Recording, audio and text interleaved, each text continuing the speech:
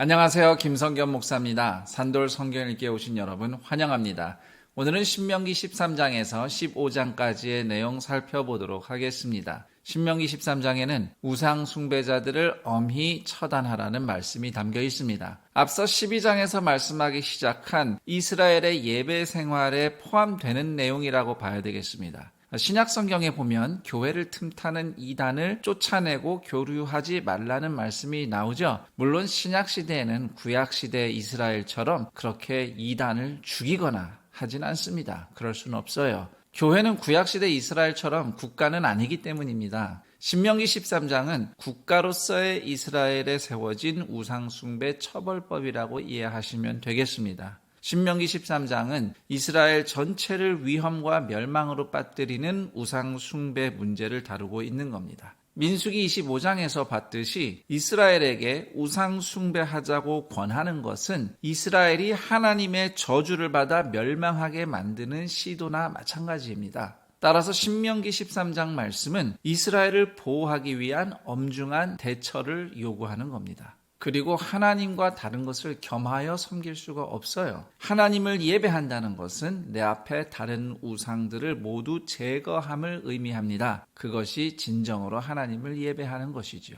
신명기 14장 내용은 생활로 드리는 예배라고 이야기할 수 있겠습니다. 우선 1, 2절 보시면 우리에게는 좀 생소한 내용인데요. 죽은 자를 위해서 애도할 때 자해나 부자연스러운 면도를 하지 말라는 말씀입니다. 아마 이교도들의 장례 풍습과 관련이 있는 것 같습니다. 참고로 레위기 19장 28절을 보시면 죽은 자들을 위해서 문신을 하지 말라 이런 말씀이 나오거든요. 문신은 몸에 상처를 내는 거잖아요. 그래서 신명기 14장에서 죽은 자를 위해 몸을 베지 말라는 내용에는 레위기 19장에 금지되어 있는 문신도 포함된다 이렇게 이해하면 되겠습니다. 그리고 여기서 우리는 고대의 죽은 자와 관련해서 몸에 문신을 새기는 이교도들의 관습이 있었다는 것을 또한 관찰할 수 있습니다.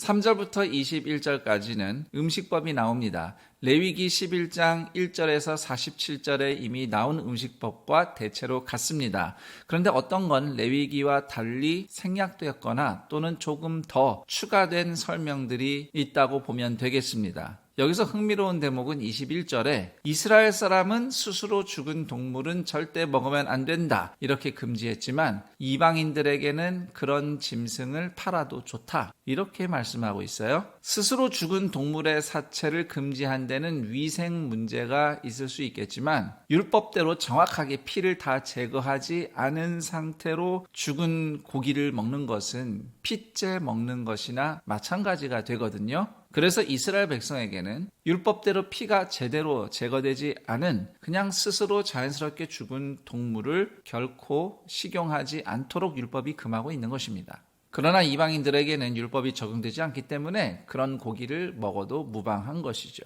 22절 이하에는 11조에 대한 규례가 소개되어 있습니다. 원래는 11조는 곡물이나 짐승을 직접 가지고 성막에 오는 것인데 가나안에 정착하게 되면 다 곳곳에 흩어져 살지 않습니까? 그러면 그렇게 짐승을 또는 곡식을 멀리서부터 가지고 성막까지 오는 것이 너무 힘들어져요. 따라서 가나안에 들어간 이후에는 환전을 해서 성막까지 오고 그 돈으로 성막 근처에서 내가 드리려고 하는 곡물 또는 짐승을 구입해서 하나님께 제사로 드릴 수 있다 이렇게 명시하고 있습니다. 자, 여기서 순례자들이 곡물과 짐승을 다시 구입할 때 부정부패를 저지르는 상인들 또 제사장들 때문에 예수님이 성전의 장사꾼들을 몰아내시면서 호통을 치신 사건이 벌어지게 된 겁니다.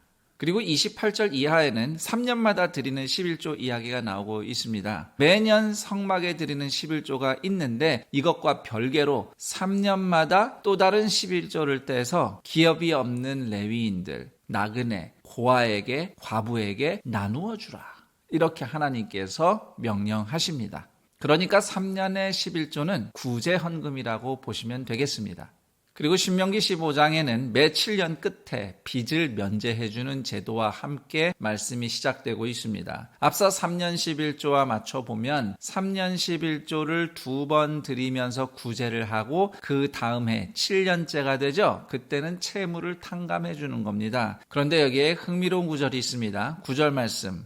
일곱째 해 면제년이 가까이 왔다 하고 네 궁핍한 형제를 악한 눈으로 바라보며 아무것도 주지 아니하면 그가 너를 여호와께 호소하리니 그것이 네게 죄가 되리라.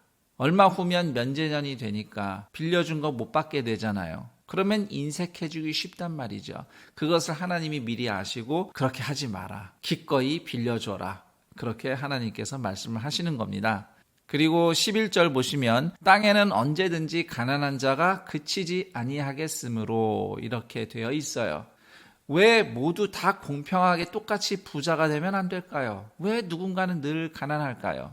이런 질문들이 사람들 마음에 많이 있을 겁니다. 타락한 인간 세상에서는 모두 부자가 될 수 없죠. 그건 비현실이에요. 내가 죄가 있어서 또는 다른 누군가의 죄 때문에 그 사회의 악 때문에 누군가는 고통과 가난을 벗어나기가 어렵습니다.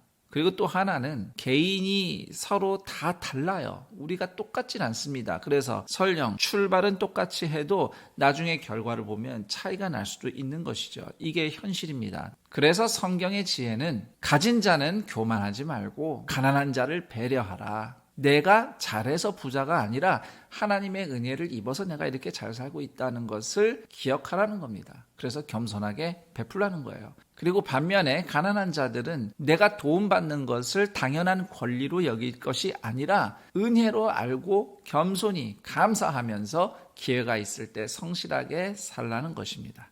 이제 12절에서 18절 보시면 안식년의 종을 해방시키는 제도에 대해서 말씀하고 있습니다. 종을 해방시킬 때는 그냥 빈손으로 보내지 말고 반드시 넉넉히 재물을 챙겨주라고 하나님께서는 말씀하십니다. 고대 이스라엘에서는 보통 빚을 갚지 못해서 남의 집에 종이 되곤 했습니다. 그런데 안식년이 되어서 자유를 얻는 종에게 이렇게 넉넉히 재물을 채워서 보낸다 함은 그 사람이 재기할 기회를 주는 겁니다. 자, 그리고 마지막으로 19절에서 23절을 보시면 소와 양의 첫 수컷 새끼는 모두 다 하나님께 화목제로 드린다 이런 말씀이 있습니다. 하나님께 드릴 부위만 드리고 온 가족이 함께 잔치하며 먹는 예배라고 생각하시면 됩니다. 신명기 12장에서 15장까지 전체를 예배라는 주제로 생각을 해보면 우상 숭배하지 말고 하나님만 섬기며 성막에서만 11조를 드리는 예배 생활. 이 예배 생활은 3년 11조 구제와 빚탕감과 종을 풀어주는 등 가난한 이웃을 섬기는 예배 생활과 함께 가는 겁니다. 이 두 가지가 함께 이루어질 때 비로소 하나님을 예배한다라고 말할 수 있는 것입니다. 자, 여기까지 신명기 13장에서 15장까지의 말씀 살펴봤습니다. 그럼 전 여기서 인사드리고 내일 그 다음 내용과 함께 여러분 다시 찾아뵙겠습니다. 감사합니다.